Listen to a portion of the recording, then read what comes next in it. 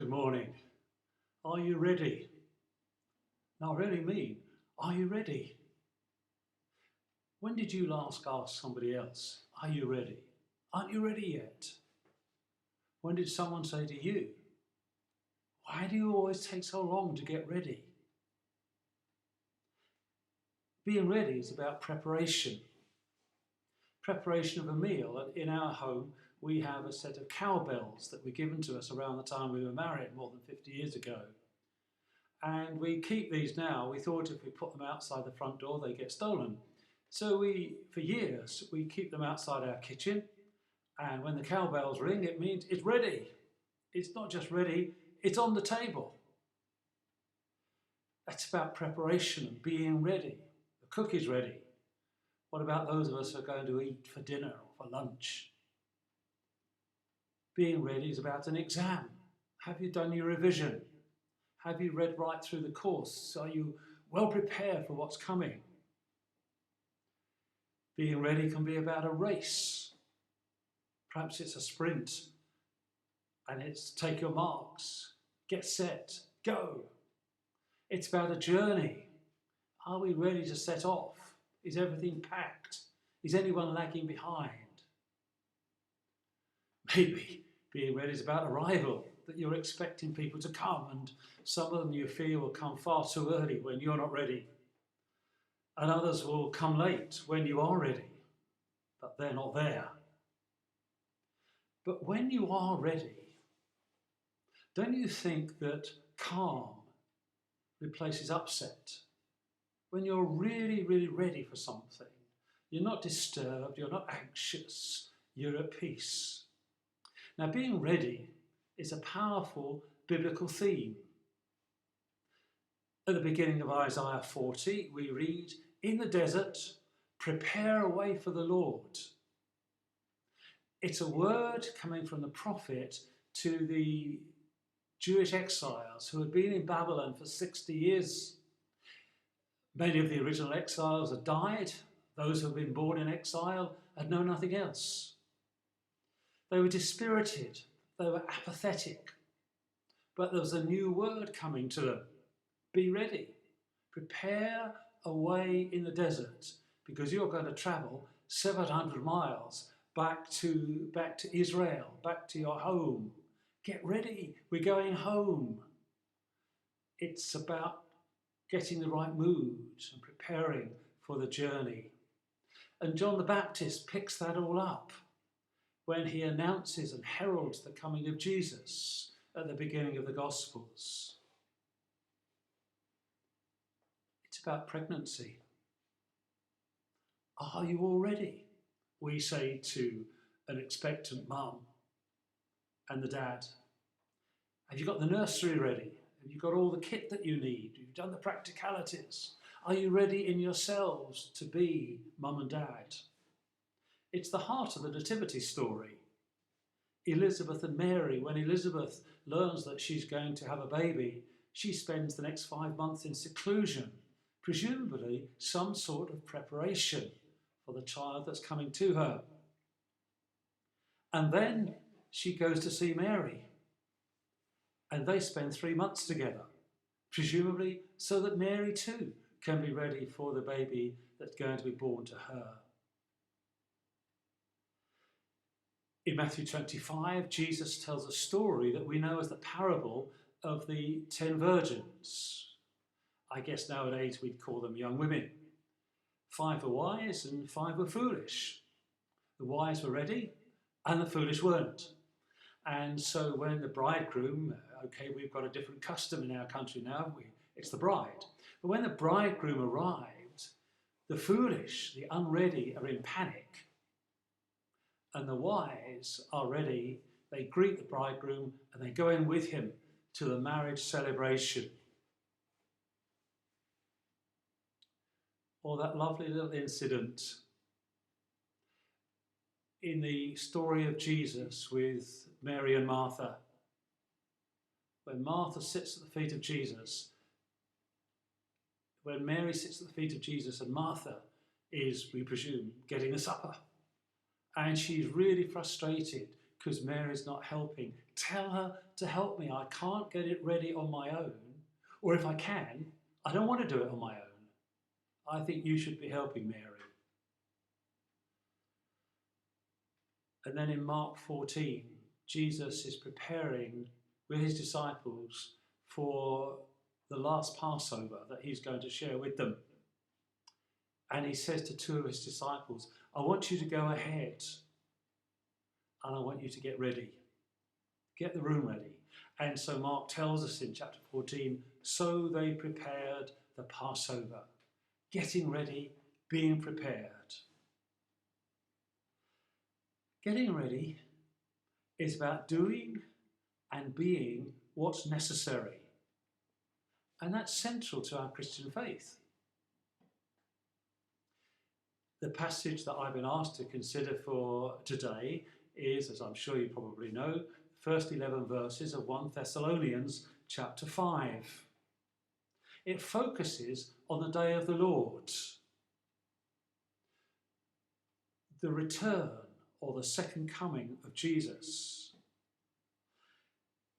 It's a puzzling concept, I think, to us now, because for them we know that it was imminent, or they thought it was. But we know that there have been, so far, 2,000 years of world history. This passage, then, is actually more helpful than we might think, because it seems to me to be saying to us, to be ready is to be equipped, to be ready for something that's in the future. But the very being ready actually affects how you live now, how we live now. Its essential focus is on what we do and who we are right now. How do a ready people, a prepared people live? What kind of people are they? Are they different in some way from those who are not ready? Surely they are. It's a call to be in the place where we are ready, where God wants us to be. And in 1 Thessalonians 5, Paul, in writing to the church there, says, well, it's the light and not the dark. It's the day and not the night. It's being alert and not being careless. It's being awake and not being asleep. So how do we do that? I mean, those are great ideas and we're used to them in church, but how do we do that? And what is being said to us here is, let's take it first as a principle and then apply it. Well, you make faith, hope and love real, practical, visible. We draw every aspect of our character into the concept of light, the daytime, not needing to be hidden, not needing to be secret in case other people find out.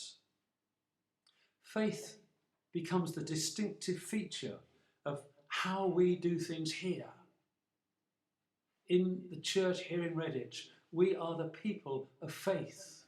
We live actively by trusting God and seeking his way for the future, however challenging, however daunting that might be, however sacrificial it might appear to us. Faith is the distinctive feature of how we live as God's people. Hope. The most practical expression of hope is probably patience. A people who are full of hope can, in one sense, live on the tiptoe of impatience and yet can afford to be patient. If last week you've been following the American election, you will know, I'm sure you remember, that when Joe Biden was clear that he was going to win, hadn't been publicly announced, but when he was clear in his own mind that he was going to win, he stood in front of the whole nation and said, let's be patient. We know the outcome, so we can afford to wait. The outcome's going to be challenged, etc., etc. But because we are confident of the outcome, we can afford to wait. We are hoping for a time when Joe Biden's election will have been fulfilled and he'll be inaugurated. But we can afford to be patient. Love, faith, hope, and love. Love says something. Love does something. Love is someone. It sets out to build or to lift those who are around. When we're loving, we are concerned to enable faith and hope. And it's fascinating how at the end of 1 Thessalonians 4, verses 17 moving into 18, Paul says what he's got to say and then says, so therefore, let's encourage one another. In view of the promised return of Jesus, let's encourage one another, just as you are, but let's do it. And here he does exactly the same thing. That he's taken us through this first part of the chapter and set out what it means to live as people who are ready in the light and not the dark, in the day and not the night, alert and not careless, and so on. And then he says that reflects itself in faith and hope and love. So therefore, let's encourage one another. It's this outworking of love. How do we share love across the life of the church?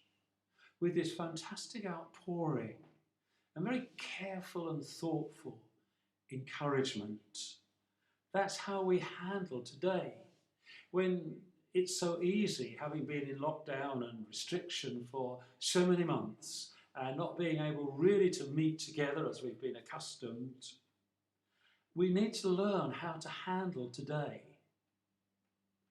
And I'm suggesting for this passage that it's in terms of the faith, hope and love that's set out to encourage, to be active, so that we're the light and not the darkness, the day and not the night, not just to ourselves, but to one another. How can I be light and not dark to you? How can I care enough to want that? And what Paul, I think, is saying here is, well, let's have this massive journey, experiment in encouragement. Speak the words, do the actions, put yourself out in a way that for somebody else will spell encouragement. This is living as those who are ready.